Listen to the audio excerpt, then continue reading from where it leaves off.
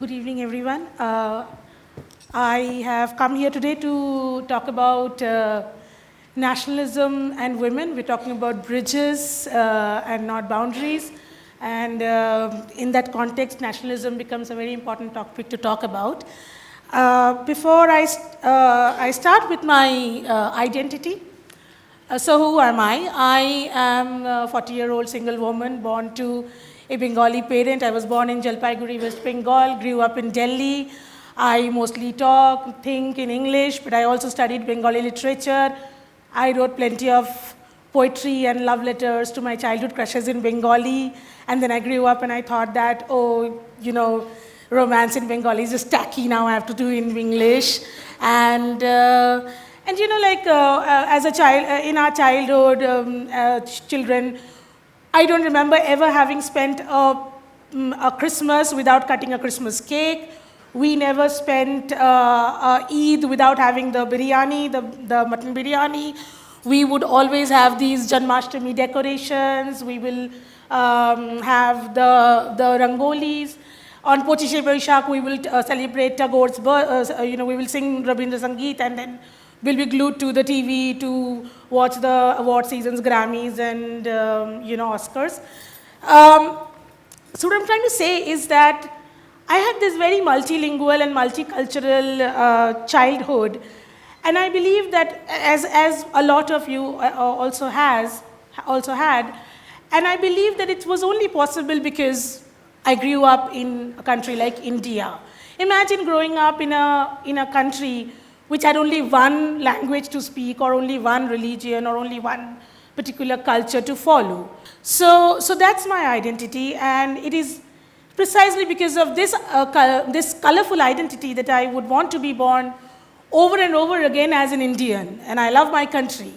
And yet I stand here today to speak to you, to share with you why, as a self-respecting, independent woman, I would never say Bharat Mata ki jai, why I find that hugely problematic. So as you see, just to recap, gender, these are the things that forms our identity. And these are also the aspects that builds our nationality. We have the country as a nation, we have language nation, we have religion nation, and we have caste nation. We have many nations within the umbrella nation. So let's talk about nationalism. Everybody is, suddenly the whole world is into there is a nationalist sentiment across the globe. The British nationalism is so inward and so narrow that they don't even want to be part of the Europe anymore. So, and then America is talking about making America great again, but one really wants to wonder which America is going to be made great by who, because they're saying we don't want the outsiders, whereas Mr. Columbus was the first greatest invader. Like, he came from outside and was lost at sea, and then the Native Americans discovered him that, hey, some guy is here in our country. And then that became, and we go say that this is America. So one really needs to, wonder what does this land, who does the land belong to legitimately, and who is an outsider? It's a very tricky question to answer, and it is on this notion that the whole concept of nationalism is built. It is built upon inclusivity and exclusivity. Like, this piece of land belongs to me and everybody else is an outsider. This is the basis of nationalism, but it's very difficult to answer. Like, if we look at Indian example, the Vedic civilization is what the Indian nationalists consider as original, legitimate people, and everybody who was born in this part of the Indus Valley civilization has been a Hindu, was a Hindu, will always be a Hindu. They have been forcefully converted, blah, blah, but they were all, so this is the narrative that we have for ourselves. But the question is, human civilization is like so many years old. Why do we only go back 5,000? Why not go all the way back to the dinosaurs? So the question is like, where do we begin? How do we decide that this is where my story started and this is where the story of our land, or who does the land belong to, start? So that's how the birth of nation is. Now let's talk about who is this Bharat Mata that What is Bharat Mata ki jai? When we have this thing so much in the public discourse these days that we have to say Bharat Mata ki jai, what are we doing? We are expressing our patriotism, our nationalism. So who is this Bharat Mata in front of everybody, in front of whom everybody is supposed to bow down and show respect? Think of the image of the Bharat Mata if you have ever Googled one. This is the most commonly found image. This is the picture on the right side is by Abanindranath Tagore, which kind of is the original image of Bharat Mata, and then more people have enhanced that image. But the most common image is of this fair-looking, fair-skinned, domesticated woman wearing a lot of gold, and she looks like a homely woman with, looks like goddess, one of the Hindu goddesses with the lion, and this is the most common image. As you can see, it's a very narrow representation of the identity. So what happens when you define the entire country's identity with just one human image? You are making it restrictive and making it restrictive of all other kind of identities. So why can't Bharat Mata be a jeans and t-shirt wearing woman? Why does it have to be fair-skinned woman? Why does she needs to wear so many gold? It seems she belongs to a particular caste, a particular class, a particular region, probably the northern region of India. So, it becomes very restrictive. So that begins the first problem with the image of Bharat Mata. Coming to the strikingly similar image of Britannia, who represents the Great Britain.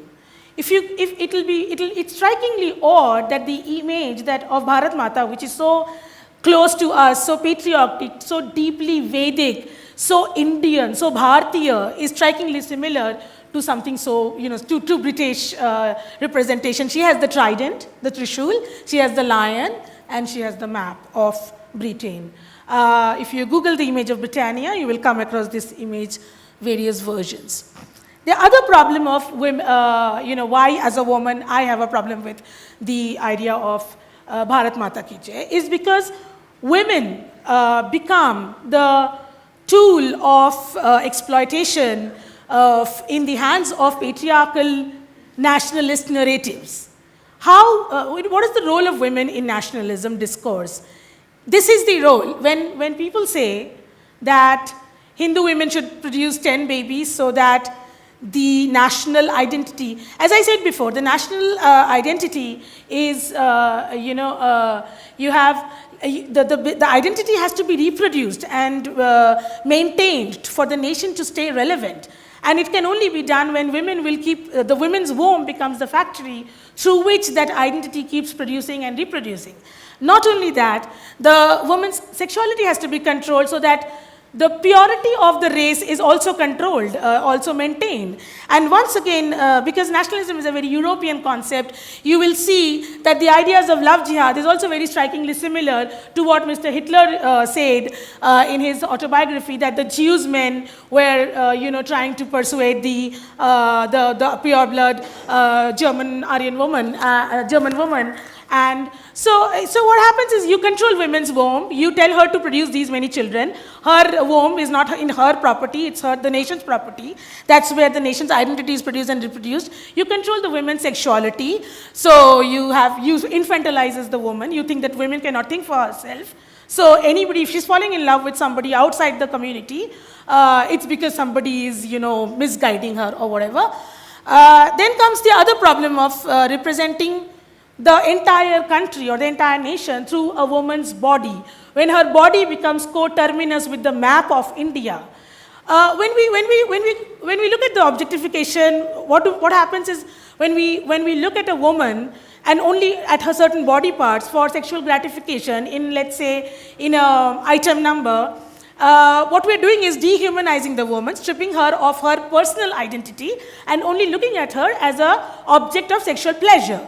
Similar thing happens when we do it for the gratification of patriotic feelings, when we represent a woman, the country through a woman's body, coterminous with the map of India, and you are gratifying the patriotic and nationalist pleasure, because the woman again becomes the representation and not a personal, a woman with her own personal identity and desires. Another problem with nationalism and women is that nation is woman, land, the piece of land is woman, it is something to be acquired, controlled or taken care of, but it is not a human, it is a piece of land.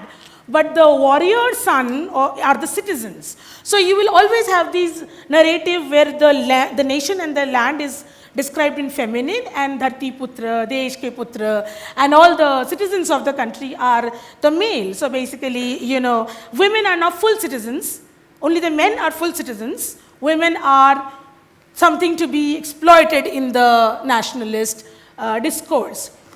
Lastly, all these things that Bharat Mata ki Jai or stand up for the national anthem, or, you know, these are rituals, like we have cow worship, or we have yoga, or we have Surya Namaskar. Now these are rituals that we have to continuously inculcate people's mind with, so that the national identity that we have chosen for our country, which is not only narrow but also anti-constitutional, because in our constitution doesn't anywhere say we have a particular religion to follow as part of our nationalist discourse. But when we restrict our identity to these rituals, what we do is not only is it anti-constitutional and also restrictive, but we are doing a performance. It is not natural. Nationalism, land is natural, country, the political borders are sometimes by war or other means acquired, becomes kind of natural. But the idea of nationalism is a performance, something that you have to practice with rituals and over again. And why, as women, time is now come that women more than anybody else have to stand up against this narrative where so much of violence and so much of divisive, so much of talk of building walls and not letting people come in. We will have stricter visa rules. We will not let other people come into our country. Is going on. Women have to more than anybody else stand up against this narrative, because women, it's happening in the name of women, in the name of so-called Bharat Mata, who is not representative of everybody that forms the part of the country. So, you know, the Women's March in Washington after the American president was came into power was one of the greatest civil movement since the time of 1960s and 70s Vietnam War. And there were 5 million people worldwide that came together, and it was a feminine force. It happened because women came with their rights, with human rights, with black people rights, with LGBT people rights, with with disability rights. Women came forward representing the rights of every kind of marginalized communities, and they said that you do not build walls in the name of women. In India, we do not build walls in the name of Bharat Mata. And that's why, just to close, I think it's very, very important that every woman questions this narrative that we are being constantly used, our gendered bodies are being constantly used in the nationalist discourse to divide and build more and more walls in our community. Thank you very much.